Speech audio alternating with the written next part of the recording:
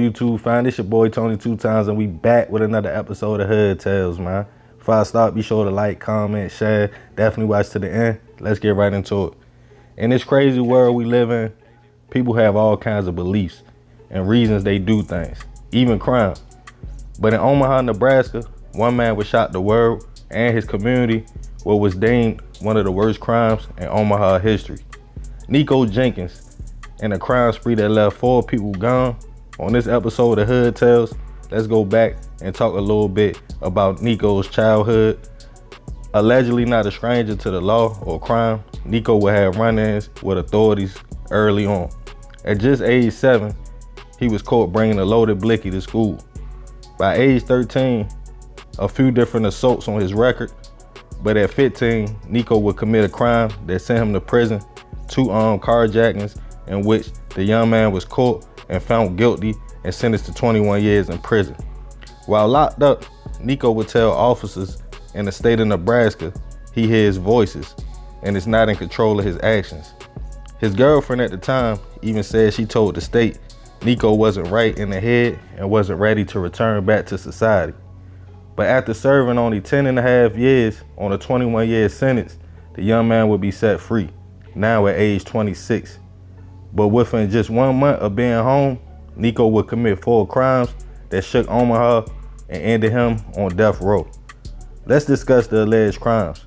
2 men were lured by Nikko in a promise of linking up with 2 of his female family members. When the 2 men showed up, they were sitting in the car when they was ambushed, robbed, and shot multiple times, leaving them both gone on the scene. Nikko then allegedly got the help of his family members, one being his sister, to help with the next scheme. Curtis Bradford was a young man that Nikko met while they was both in prison. Nikko called the man, telling him they were going to lick together. But once Curtis arrived, Nikko and his sister would hit the young man in the car while sitting in the garage. To further the spree, the siblings would go carjack a woman on her way home from work. Andrea Kruger complied with Nikko's demands and got out of the vehicle, pleading with him not to shoot, but unfortunately she was hit and gone at the scene. Police checked surveillance of the scene of the last hit, and they saw Nikko in the car by a McDonald's, but had no evidence. Then one day he was picked up for making threats. While at the precinct, police said they had ballistics and evidence connecting him to the hit of Andrea. In an 8-hour interview, Nikko eventually confessed to all 4 hits. But things would get crazy. Allegedly, he told police he would not sleep for 36 hours at a time until he sacrificed someone to an Egyptian god. Nikko stated he heard voices and he had to do it. He broke down and said during his time incarcerated, he cried out for help, but did not receive any from the state, and he just wanted the voices to stop. Some people felt as though Nikko was telling the truth, but others felt as though it was just him plotting not to go back to prison. But police already had a confession at this time. At the trial, victim's family showed up, and Nikko at the time had been hurting himself while in a cell, even trying to carve the number 666 in his forehead, but was unsuccessful because in the mirror it was upside down, making it 999. But after hearing the charges and pleading no contest, a psychiatrist found Nikko not able to stand trial at the time. Victims' families were outraged and felt as though it was all a show. During the course of the next few years, at different court dates, Nikko would represent himself, blurting out words at court, laughing, and continuing to hurt himself while in jail. Nikko even tried to sue Nebraska for over $20 million for releasing him the first time, stating he wasn't ready for society and had mental issues. The trial got so bad, one of the victims' family stopped coming to court altogether, telling the news it was a circus and Nikko had already did too much damage to let him continue. The reason for the 4-year delay was Nikko's mind state. Some doctors diagnosed him with real issues. Some denied it and said it wasn't nothing wrong with the man. Finally, after 4 years, Nikko would be found fit to stand trial, and he was found guilty of all 4 hits. His demeanor was different as he sat with shades on this time, quiet and showed no emotion as the family spoke.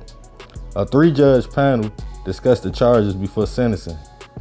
Nikko to the death penalty, He showed no emotion as victims' families rejoiced, including 2 mothers of 2 victims that grew close over the course of the trial. Nikko's sister also stood her own trial and her own roles for the crimes. This was a nationwide case that shocked the world, with Nikko's claims of voices and acts of violence. More of this story, some people do have undiagnosed issues, but some people are master manipulators. Either way, when it goes to the courts, they're gonna always get the verdict they want. Rest in peace to the people that lost their life in this situation. But y'all gotta remember, we gotta succeed, not to fail, so we won't be just another hood tale. Man, it's crazy, you feel me?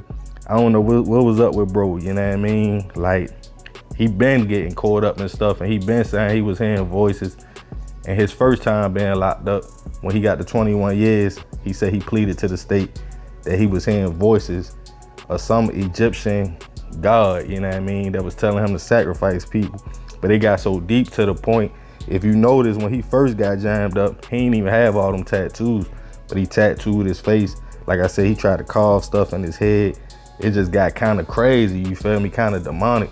But man, the 4 crimes he was charged with, they say they was luring people in. They was charging them with robbery, you feel me? But he had the help of family members, and he had associates trying to set people up, even including one dude he was locked up with, who I guess the dude thought they was cool. So he went to link up with Nikko thinking they gonna go on a lick. But for real, he ain't have no plans on doing that. So he wanted to rob old boy.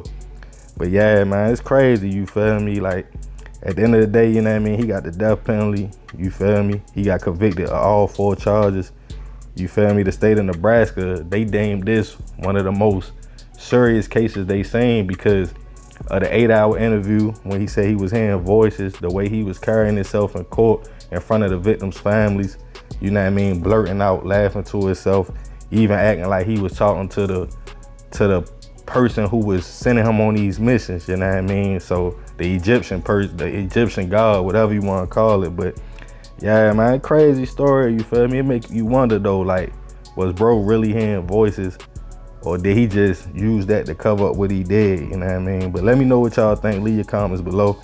Y'all already know, fam, this is another episode of Hood Tales. Be sure to like, comment, share. This your boy Tony 2 times. Love y'all, fam. I'm out.